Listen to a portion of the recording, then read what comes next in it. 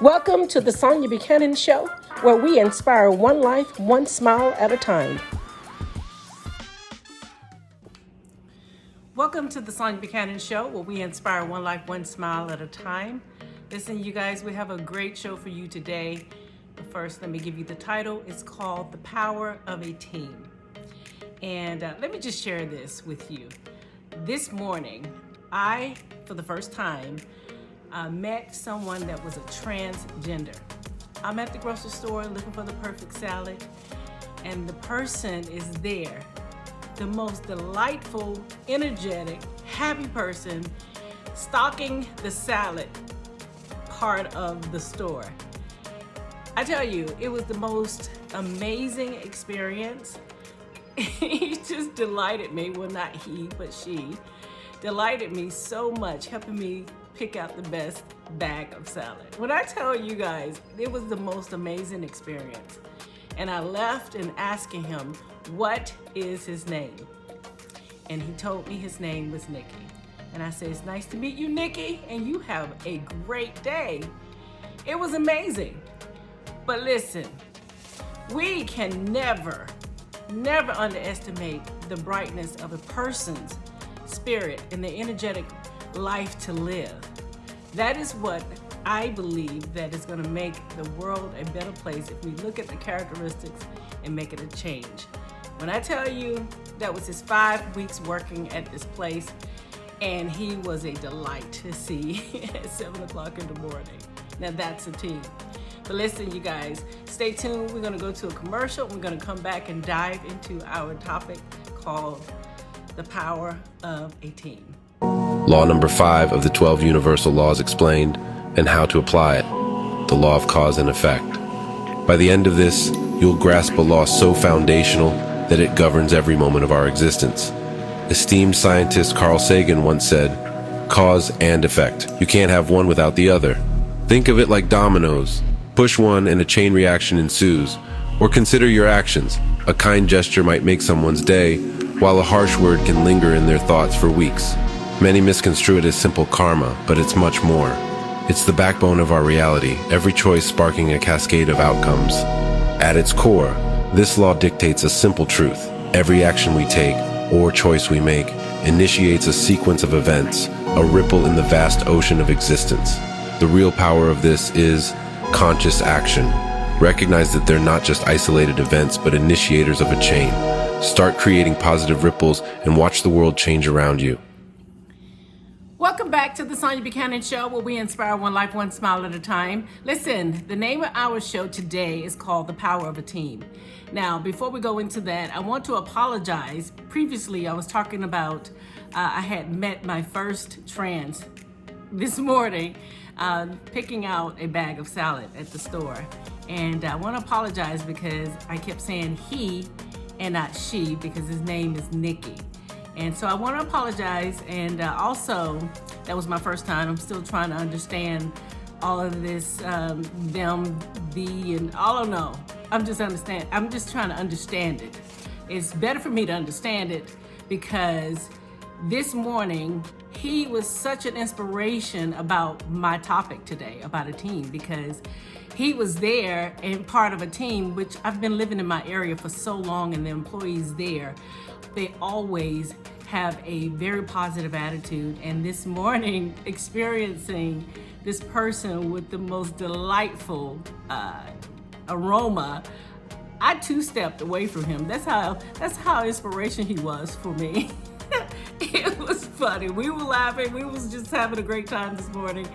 And I just wanted to just say that. But listen, the power of a team. The power of a team, as I explained this morning, was a great example of a power of a team just at the store of customer service.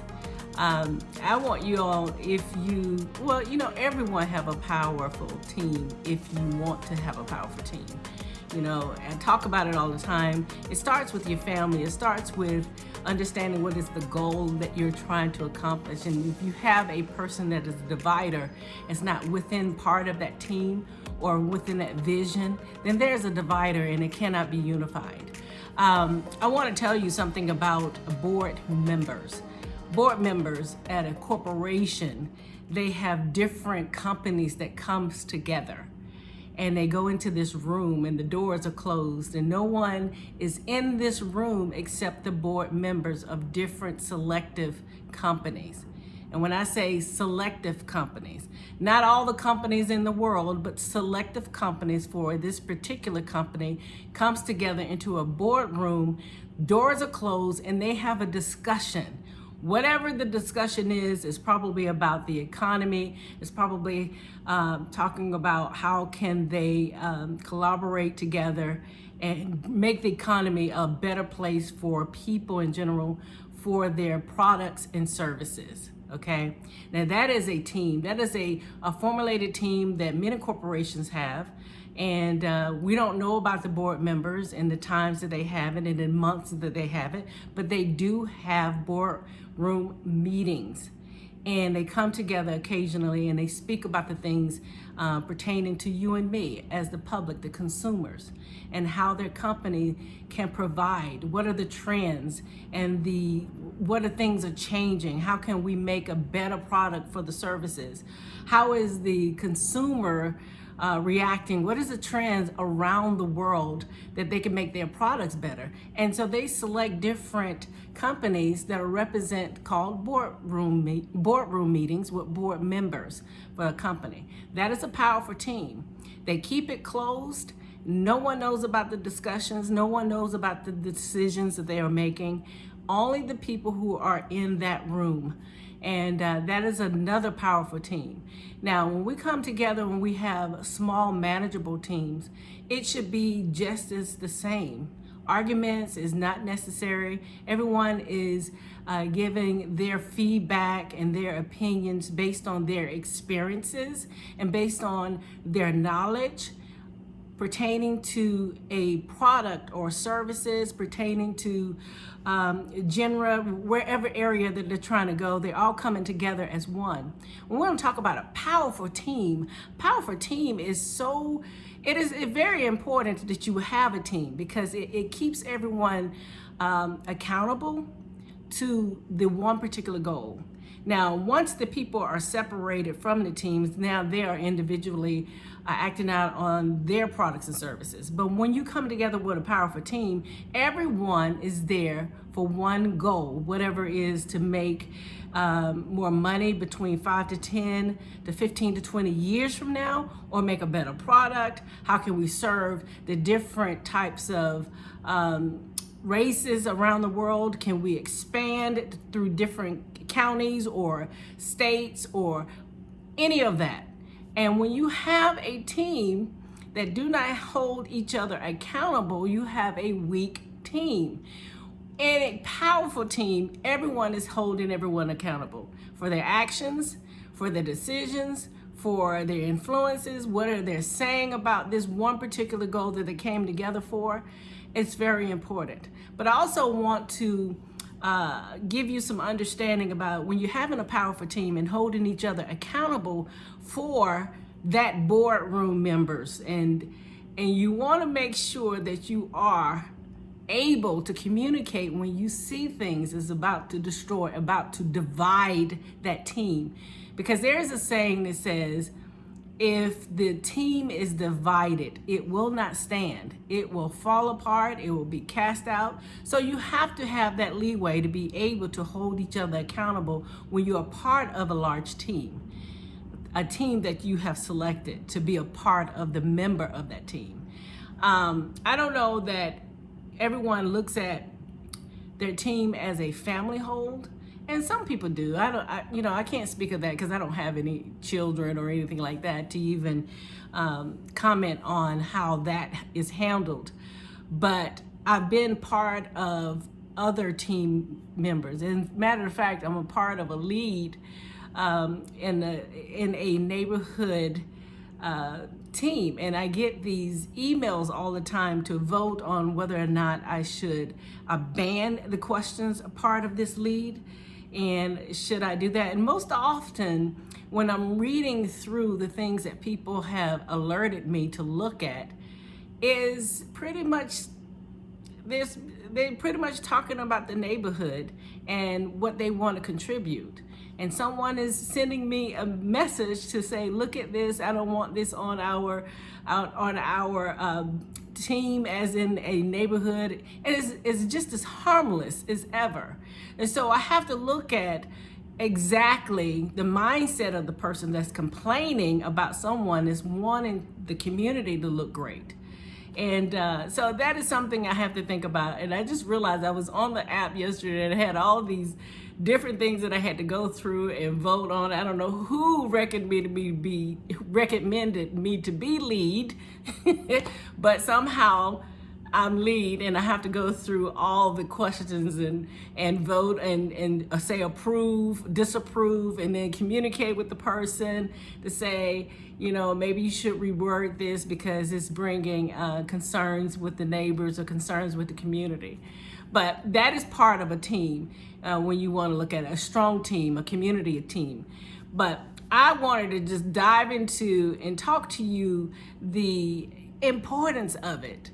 And also the warning signs, giving some leeway on when you're part of a team, you have attached to people, one person can fall and the whole team can crumble.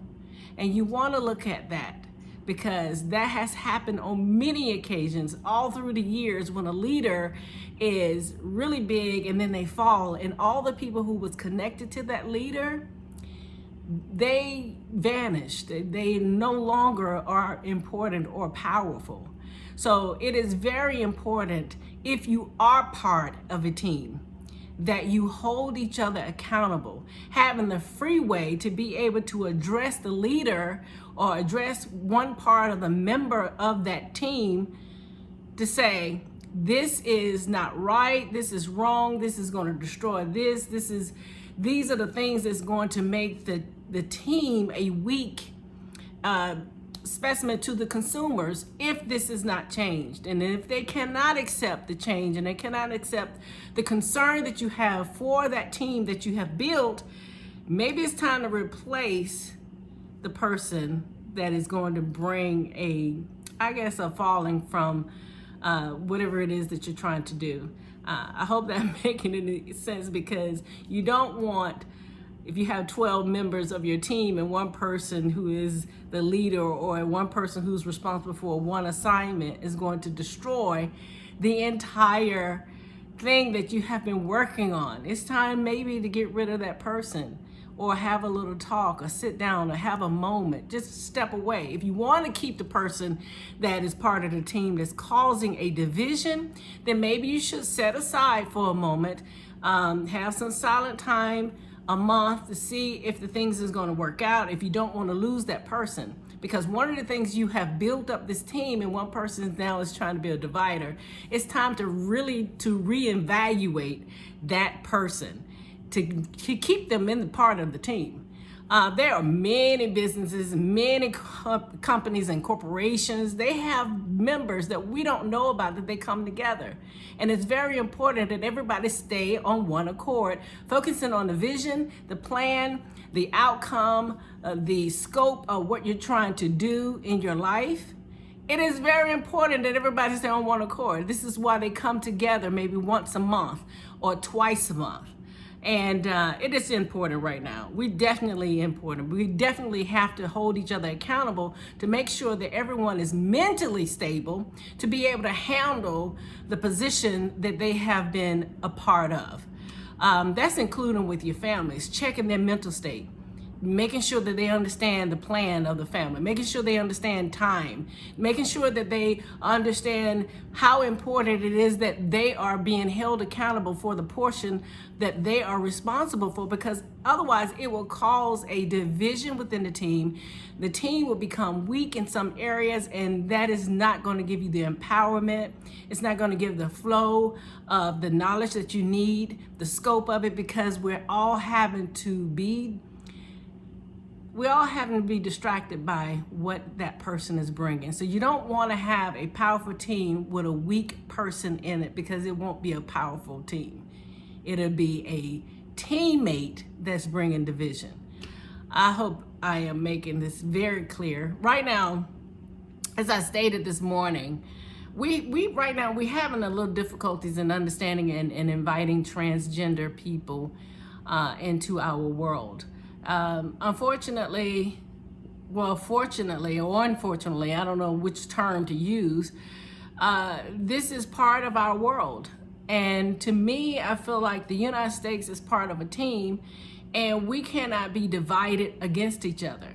One of the measurements that we have to take in considerations when we are finding out a little bit more about transgenders and understanding. But one of the things that I want everyone, from my experience this morning, I draw the line and realize it's not even about their sexual preference. It's about how well can they get around other people with the best character and the personality. What are they bringing to the table with those characteristics, not their sexual preference. And the sexual preference, to me, I think is a divider.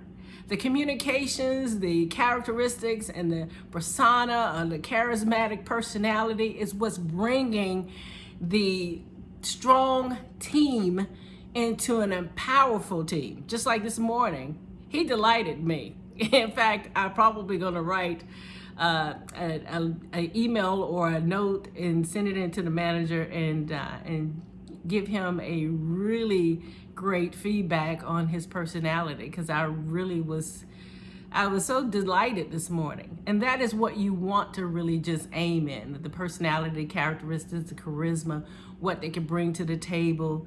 Not anything that has nothing to do with the scope and the goal and the consumer and how we can make the product a better place. What gender has to do with any of this?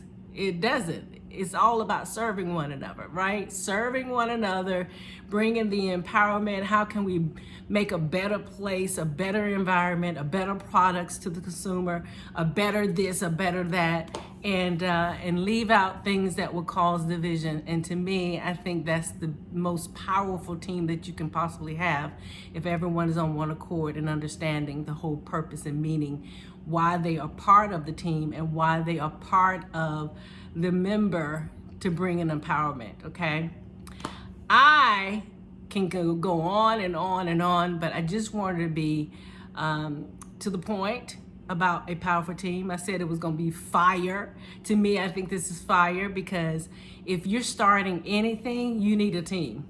And if you don't have a team, let me tell you, I don't have a team. I don't have a team, to come together.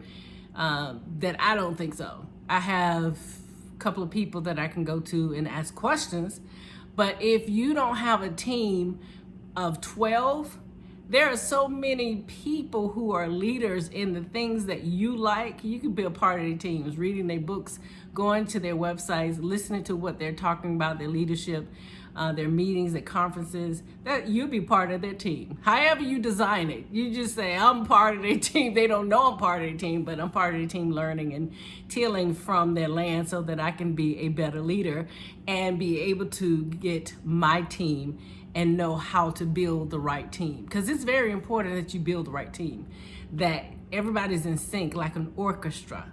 Everybody's personality is like an orchestra. You know who does this, you know who does that, you know who has leadership in this way, you know who has a weakling part in that category.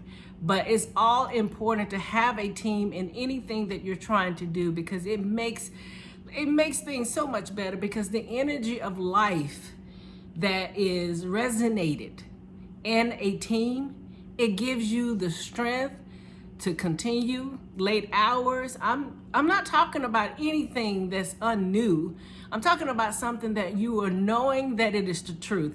When you have a multitude of people having the same agenda, the same outlook, the same plans, the same coming out to have a better this and better that, that life force that's coming within, it just generates more and more energy and delightful and ideas and the scope of how this can be expanded. That life energy, it empowers you. That's when you know you have a powerful team. So listen, you guys, I don't want to continue to go and talk about it. I wanted to get to the point of finding the powerful team, because going forward with the way life is changed, we are living in a place right now that our grandparents, or they call it the silent generation, and the baby boomers, and the Gen X, we're no longer living in this. We have no idea what we're living in, the scope of what we're living in. This is all new. We don't have anything to base anything on except going forward. And in order to do that without falling apart is getting a team. It's very important to get a team.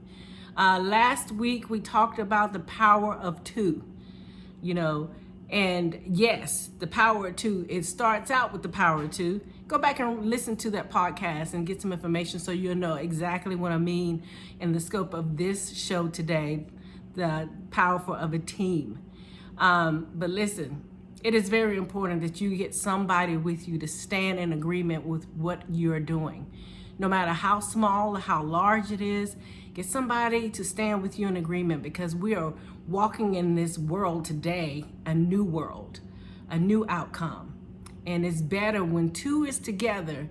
You can generate a little bit more information and you can go a little bit farther, faster, okay?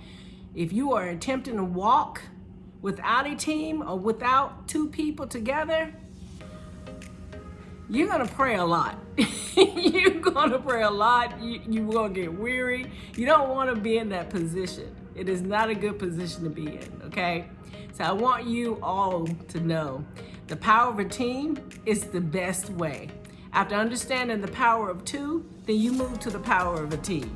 But if you can have a team, and can go forward, you can go a little bit faster, okay? So I want you guys to be blessed. I hope you enjoyed our segment today. It's a little short, but I wanted to just get to the point about the importance of having a team and the power of it and the meaning of it and the significance of it, okay? So listen, you guys, be sure to come back each week and listen to the Sonya Buchanan Show. And as I stated in one of my posts, we are now on Google Podcast. So if you don't have Google Podcasts, we're on major podcasts, and you can just click on, just type in Sonya Buchanan, and it'll come up, Sonya Buchanan Show. And if that's your favorite one, iTunes, Spotify, Podbean, this is the one we're on our platform. We have Amazon Music. So there's so many of them that I have not called out, but I want you to know that you can find us on your major favorite podcast platform. And this is your girl, Sonya Buchanan, with the Sonya Buchanan Show, where we inspire one life, one smile at a time. Until next time, you guys, I want you to have a great week. Bye, you guys.